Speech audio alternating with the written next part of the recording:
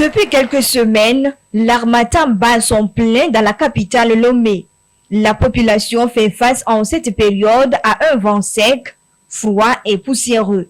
Une période pendant laquelle sévissent certaines pathologies, surtout pulmonaires, comme répétition de bronchite, de rhinite et des gens qui avaient des pathologies comme les sinusites et en souffrent encore plus. Ça peut aller jusqu'à augmenter le nombre de méningites dans des zones où le germe de méningite existe. Étant un vent froid aussi, nous sommes en période de Covid, il va entretenir la survie le plus longtemps possible du virus de Covid sur les surfaces contaminées et donc pourra augmenter le risque de contamination. Ces maladies font objet de consultation et d'hospitalisation ces derniers temps, avec une augmentation du nombre de patients. Et les plus vulnérables restent les petits-enfants, d'où la nécessité de renforcer leur protection en cette période d'harmattan. Il y a beaucoup de toux, il y a beaucoup de rhume, il y a beaucoup de congestion nasale et aussi des dermatoses, puisque eux, ils ont un appareil respiratoire plus ou moins faible par rapport au nôtre, donc ils sont plus exposés. Et là, même ils sont exposés jusqu'à la peau, puisqu'ils ont une peau fragile et le vent étant un vent sec, expose la peau. On traite, ça revient, c'est à répétition. Tant que le vent va durer, ces petits vont souffrir de rhinite, de bronchite, et il va falloir beaucoup les protéger en les habillant convenablement, c'est-à-dire avec des habits lourds venant jusqu'au poignet et des pantalons. Il ne faut pas habiller les enfants avec des habits légers. Et puis quand on les lave, il faut les laver avec l'eau tiède, pas l'eau froide. Et puis après, les passer une pommade hydratante, notamment notre beurre de qualité, ça marche pour éviter que la peau soit trop sèche. En période d'harmattan, vraiment, il faut qu'on change d'habitude vis-à-vis surtout nous-mêmes aussi, vis-à-vis surtout des tout petits. Les enfants qui vont à l'école, même si l'enfant dit qu'il n'a pas froid au moment où il va à l'école, mettez-lui son pullover dans son sac, arrivé à l'école, s'il sent le froid, il porte. Des précautions sont également à prendre par les adultes afin d'éviter les infections liées au vent sec et poussiéreux. Les bonnes dames, les ménagères qui effectuent au quotidien des nettoyages et des entretiens sont interpellées. D'autant plus que nous avons déjà adopté de bonnes habitudes de port de cache-nez. C'est le moment de renforcer cette pratique. Si la dame ou celui qui balaie porte bien son cache-nez, il va éviter d'inhaler beaucoup de poussière, donc partant de là, éviter des maladies. Il est également conseillé de s'hydrater régulièrement en cette période d'harmattan. Le port de cache-nez, des vêtements chauds ou des pullovers et des lunettes est conseillé pour les sorties afin de se protéger contre les infections.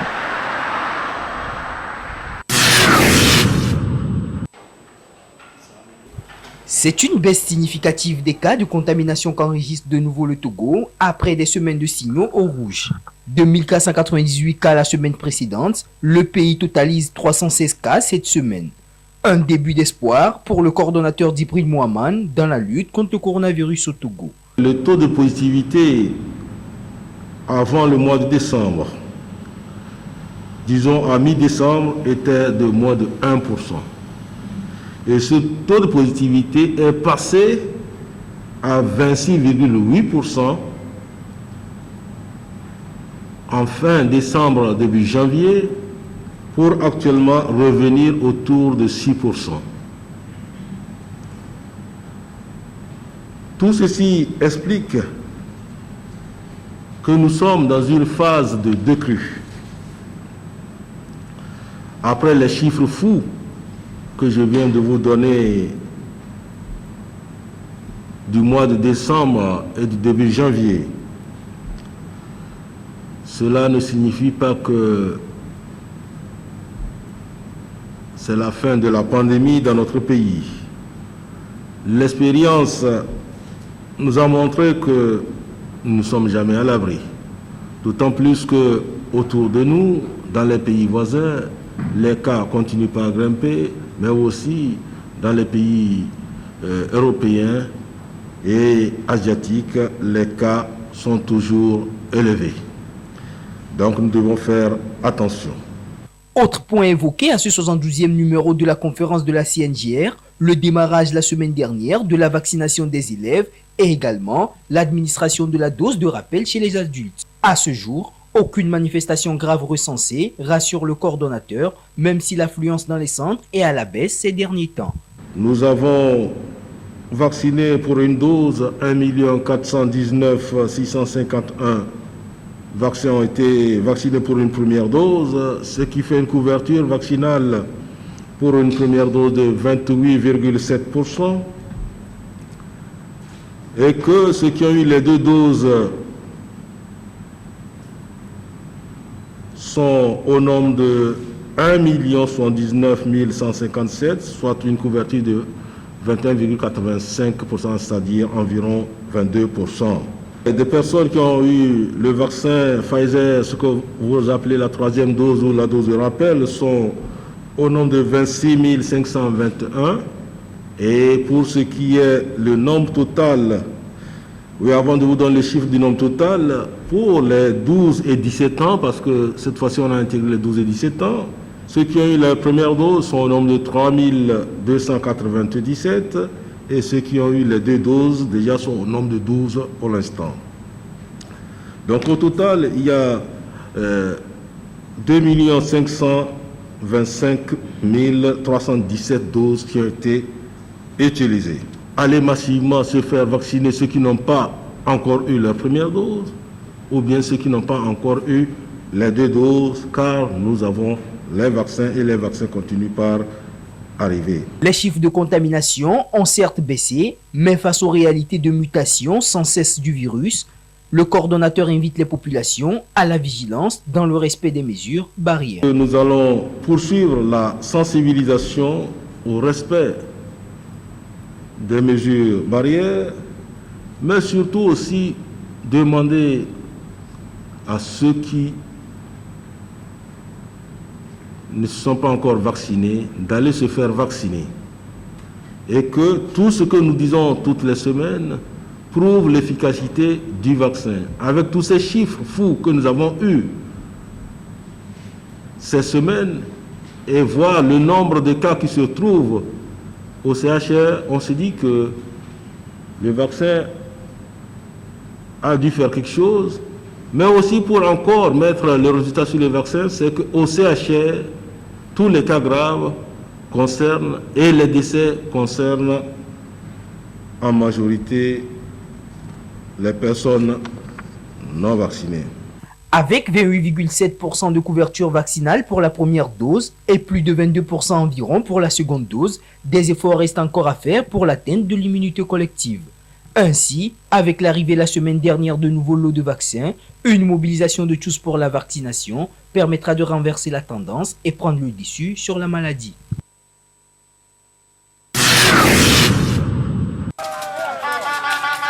Ce sont des habitants d'Alenka, village situé dans la commune Agogne 4 à Toglekope, qui se sont mobilisés pour mettre au propre leurs rues et les réserves administratives de la localité.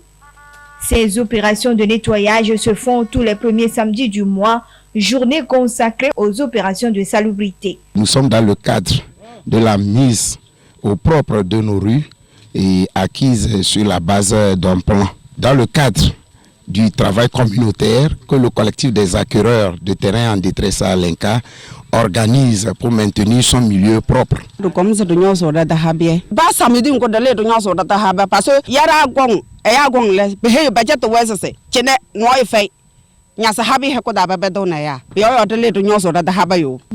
Chaque samedi, ni va dire ne Alenka ne bani dure kenyi eduke ko ne amede do me abakpomo banya be mo le tuami. Soulignons que les populations du village Alenka font face depuis quelque temps aux problèmes fonciers. Ces opérations de salubrité leur permettent de rendre visibles les espaces occupés et désenclaver la localité. Une formation professionnelle, méthodique et complète à une autre.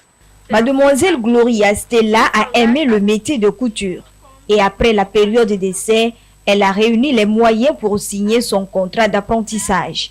Comme dans tout corps de métier, la signature d'un contrat d'apprentissage est une étape importante avant de poursuivre la formation. Et presque tous les apprentis que nous avons rencontrés dans les ateliers de couture visités ont respecté la démarche. En matière de contrat, quand j'étais venu, c'était pas facile pour moi. Mais grâce à Dieu et grâce à ma soumission, tout va mieux.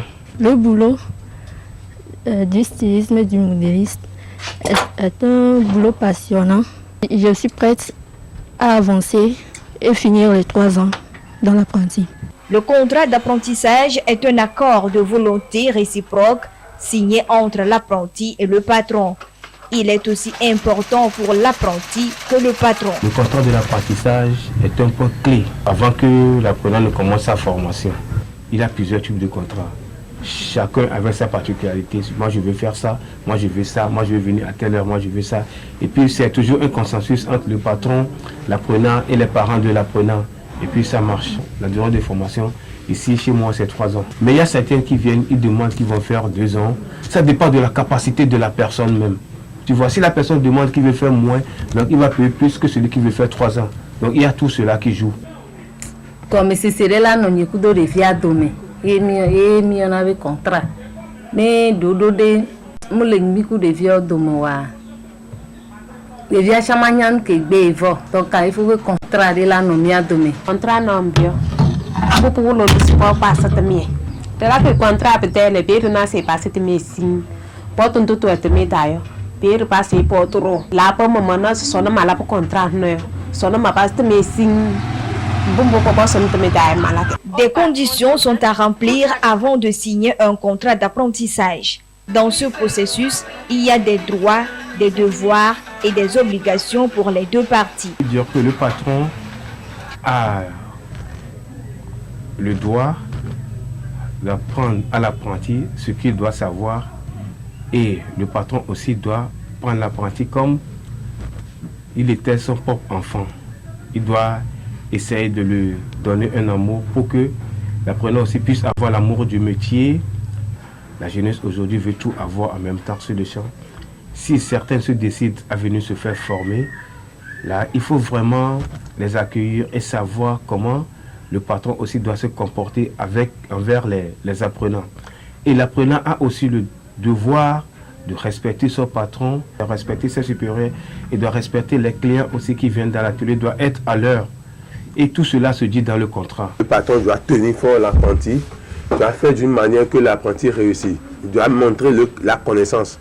Tel que l'apprenti peut être en bête, mais le patron, le devoir, c'est de faire tout pour que l'apprenti réussisse. Et le devoir de l'apprenti, est-ce que l'apprenti doit être soumis, doit être doué, doit être respectueux pour pouvoir prendre la connaissance chez le patron. La réussite d'une formation passe par le respect du règlement intérieur. Les apprentis et les patrons d'ateliers sont invités à se conformer aux dispositions contenues dans le contrat d'apprentissage pour assurer une bonne formation.